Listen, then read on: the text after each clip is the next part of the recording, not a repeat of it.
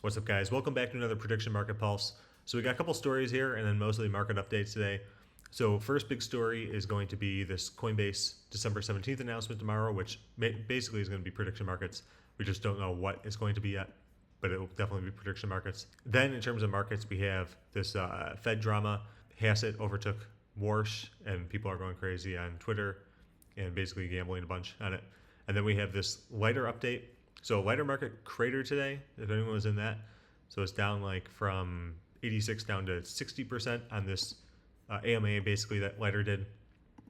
And finally, I want to go over this Jake Paul market because it's also a fun one. So let's start with the Coinbase announcement. So Coinbase has been teasing this for a while that they're going to announce something on the 17th.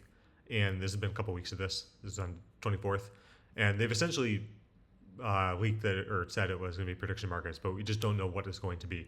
So it's going to be maybe another market that they're launching directly within Coinbase or they're partnering with. We're not sure. It'll also be interesting to see who they're using for the back end. Like, are they going to use Polymarket or Kalshi? But either way, it could be cool. It could be another source of liquidity and opportunities for us. So definitely going to keep an eye on that and post a video if it's actually using prediction markets. Hopefully, it's not like their NFT launch. If anyone remembers their NFT market launch during the bear market last time, it was a super big announcement and then just had no volume and then they got rid of it. So hopefully we don't go down that route.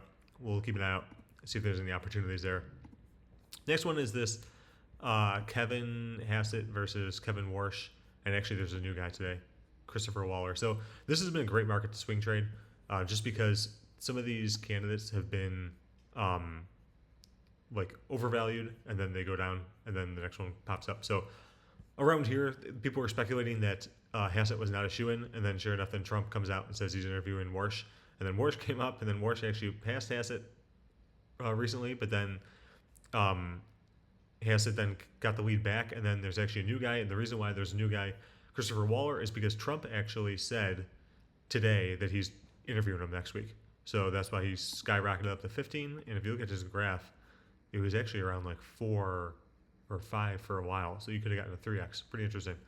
I did not take that. But and also Scott Bessent is here. People just keep gambling on even though he basically has no chance of becoming it. So pretty funny. People are still speculating on these. But definitely a race to watch. It has a lot of volume, crazy amount of volume, $66 million. And just a ton of activity if you scroll down here. Yeah, just tons of bids and sells.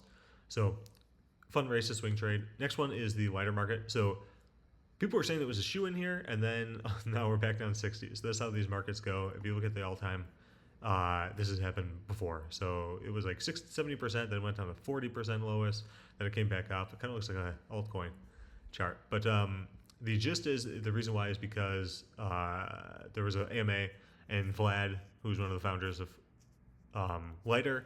So it's going to be during the holiday season. So people are speculating now that it's actually not going to come out by Christmas.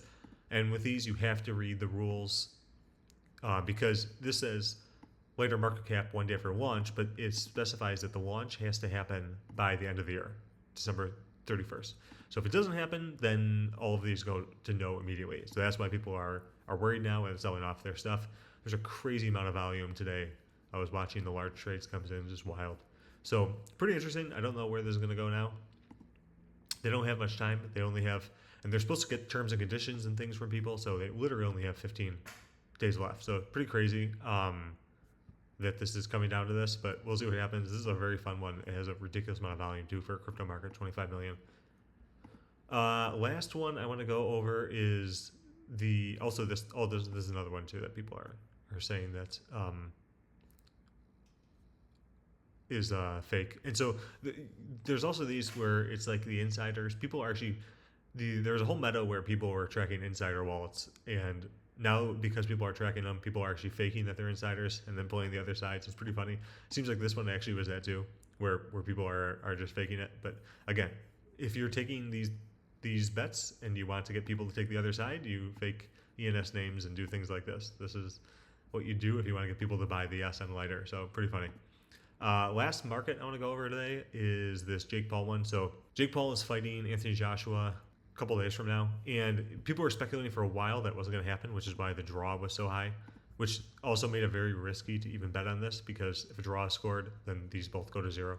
So obviously Anthony Joshua is going to win if they have a fair fight, but and nothing crazy happens. But the draw was always going to be the issue where we draw or not scored, and then if they never actually fight, this would go to 100%, these would go to 0. But now that they're basically in a fight, it's almost confirmed.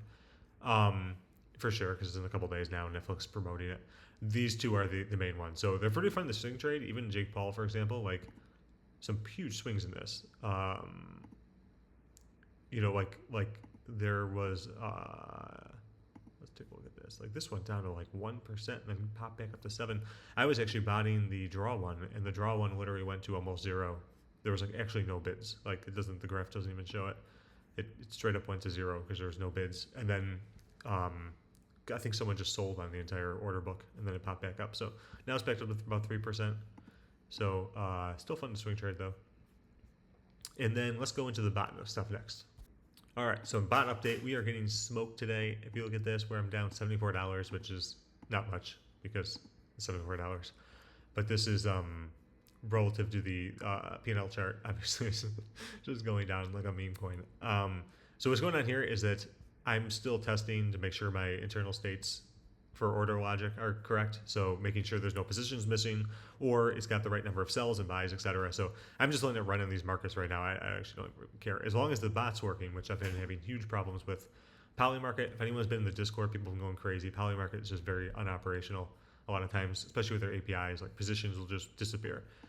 So this bot is down, but at least it's working. And I'm pretty sure now I've actually migrated a lot of my stuff away from their APIs and just to doing the on-chain lookups myself through the Polygon network, because that's where all the orders are filled and settled. And so relying on Polymarket for anything, I don't want to do that anymore because their APIs are broken half the time. Even the P&L charts sometimes are weird or other things. So bot's down today. We'll see what happens. Looks like we're down $74 today, down $9 now in the week, and then $119 on the month. So if you look at this, I think it has a lot of positions of lighter. It's got a ton of sells. Let's go back here and then go to open orders. Yeah, 18 orders, lots of sells. And the reason why is because lighter keeps going down, and I don't care about the actual markets right now. I'm just trying to test that the order management works and consistent over 72-hour period before I actually put money in and choose the markets. So pretty funny though. What other markets am I buying? This one I actually like. I actually don't like Apple because I don't think they have enough time to actually overtake NVIDIA. I like NVIDIA for a semi-bond, or at the very worst case scenario, just botting the volatility. It's crazy to even go down to 74%. I think Apple had 2 runs. And that's what I'm saying. These markets can actually be just swing traded a lot. If you look at this, like Apple had actually 2 runs, and then it went down and went back up and now down again. So Alphabet, Google also did as well when Gemini 3 came out. So tons of swing trading opportunities. If you are botting anything, let me know in the comments. And also your thoughts on the markets as well. And I'll see you in the next update.